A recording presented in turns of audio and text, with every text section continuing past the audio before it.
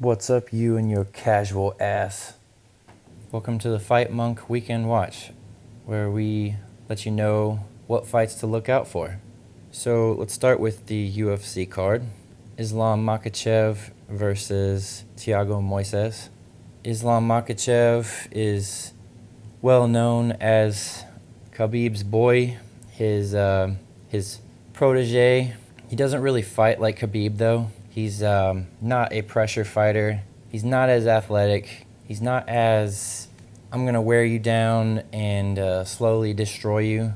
He's more methodical. He likes to take his time. He likes to strike, actually. Not like in the sense like how Khabib does, where he tries to just, throw some punches here and there, maybe jab you up a little bit and then go for the takedown. Islam Makhachev will actually strike with you, and he will sometimes come out on top as a striker. He's pretty good at it.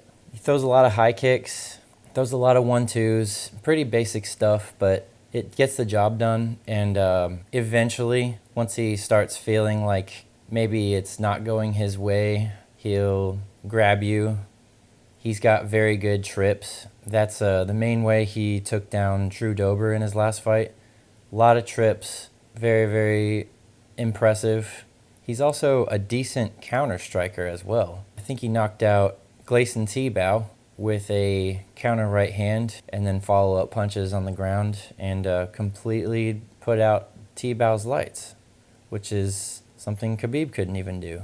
Some people say that Khabib lost to Tibau, and it's pretty funny because it was a close fight. I think if the fight happened nowadays, I don't know if Khabib would have won that fight, but back then judges based a lot more on pressure fighting, which is totally not what the rules were saying back then. The rules were basically the same as they are now. It's just based on damage, and Khabib basically won that fight off of just running straight at Gleison Tibau and just pressuring him to the fence and mostly getting outstruck. But anyway, I digress. So Thiago Moises, Islam Makhachev's opponent this weekend, is on a 3-fight winning streak. He was like a win some, lose some kind of fighter in the regional circuit. He was in LFA, did decently. He went to the Dana White Tuesday Night Contender Series. He beat some random by TKO, so he got a shot into the UFC. Got wrestled by Beneil Dariush. Came back and won a decision against some guy named Kurt Halabal, then lost again to Damir Ismagulov, who is a very good fighter. Then after that, he basically losing the entire fight against Michael Johnson until he randomly submitted him with an Achilles lock, then went on to beat Bobby Green and Alexander Hernandez by unanimous decision. So pretty decent, those are good fighters. But the guy he's got in front of him is this weekend is a completely different test. This is interesting because Islam Makhachev hasn't really fought a submission specialist yet. And I'm not saying Thiago Moises is a submission specialist, but he is a good grappler for MMA. So this will be interesting. We'll just see how this goes. Miesha Tate making her comeback fight. She hasn't fought in 5 years. That's crazy. She won the belt against Holly Holm in 2016, went on to lose it by getting her nose broken and submitted very quickly by Amanda Nunes, who we now know is the GOAT of all women fighters. And then she went on after that to lose a rather boring decision against Raquel Pennington. And we all know Raquel Pennington, she's a good boxer, but that's about it. It seemed like Miesha Tate would have beat her in her prime, but she didn't seem like she was all there, which is fine. She wasn't there mentally. Miesha Tate this weekend is going up against Marion Renault, who is 9-7-1. That is her record. She is on a 4-fight losing streak to Macy Chiasson, Raquel Pennington, Yana Kunitskaya, and Kat Zingano. Her last win was in February of 2018, so 3 years ago. She hasn't won a fight since then. So obviously UFC's trying to get Miesha Tate a win, so then they can immediately give her a title shot against Amanda Nunes, because Nunes has literally no one to fight.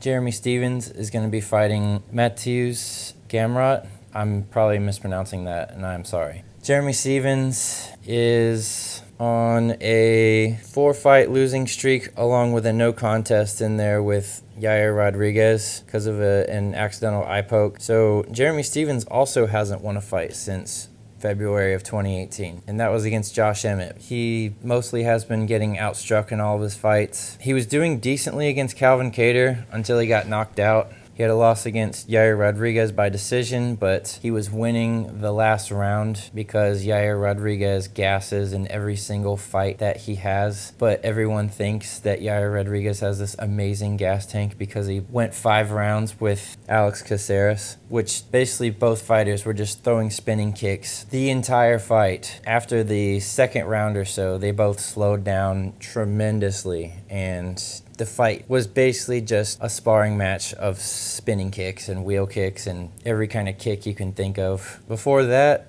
Jeremy Stephens had a no contest to Yair Rodriguez, first round eye poke. It was very underwhelming. Before that, he lost to Zabit Magomedsharipov, where he was basically getting outstruck for the first 1.5-ish, 2 rounds, and then Zabit does that thing where he gasses out and basically looks like shit in the 3rd round of every single one of his fights. So Jeremy Stephens won the 3rd round of that fight as well. And before that, he lost to Jose Aldo. And I mean, I don't blame you for losing to the greatest featherweight of all time. But before that, he was on a 3-fight winning streak against Josh Emmett, Doo Ho Choi, and Gilbert Melendez, who are pretty good fighters. He knocked out Josh Emmett, Doo Ho Choi, but he did not knock out Gilbert Melendez. He basically crippled him with leg kicks. So that's what Jeremy Stephens has been doing the last 3-4 years or so. Gamra, on the other hand, is coming off a win against Scott Holtzman, 2nd round KO, pretty competitive. Before that, he lost to Guram Kutatsiladze by split decision.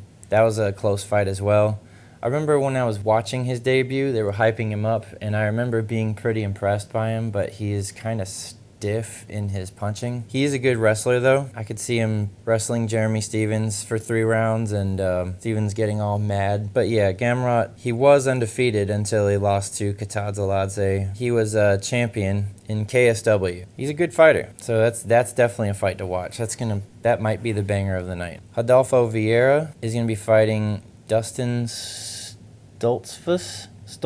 Never heard of this guy. But Rodolfo Vieira is an insanely decorated submission grappler. He's a black belt under Julio Cesar Pereira. He has won gold at ADCC in 2015, Sao Paulo. He has won Jiu-Jitsu World Championship 5 times gold and 2 times silver.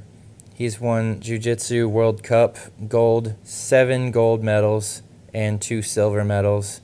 He's won Pan American Championship gold twice and the European Championship twice as well, gold. This dude does not mess around. But in his last fight, he was kind of embarrassed by a random that they picked for him to beat. He lost to Anthony Hernandez by guillotine choke in round 2. Probably the most embarrassing way to lose if you're as decorated as him. But basically what happened in that fight was for one, he's built like a tank, and he's got so much muscle, and this dude literally wore himself out in the first round trying to get a submission, a very low percentage submission. And eventually Anthony Hernandez got out of it and boxed him up. And then by the second round, Rodolfo Vieira was exhausted. He got dropped several more times and then ran in for a takedown, a sloppy takedown, and got guillotined